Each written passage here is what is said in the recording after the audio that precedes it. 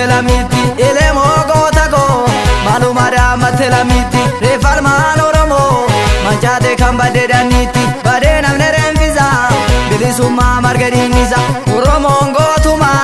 dina fisar mugon kuma anuga konima waltu fajunguni maluma tokuma baeza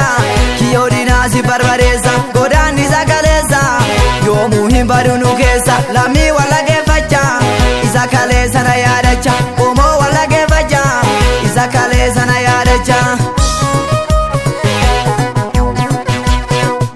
farda go farda dama gavatigi kero wama kero goya bitineza gavatigi sitaneza rakadara kina baza boda ori manayaza kero dugala mifkatu kufundura ya bukatu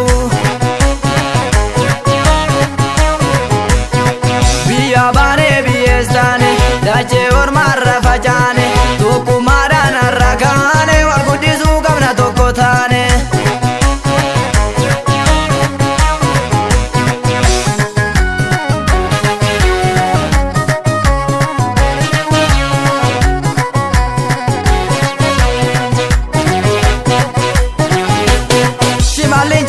hinjajab zamale zamni go yadau yade zaman oromon gereza tu gena mangau tu kamnani moje tini danda shawan gereza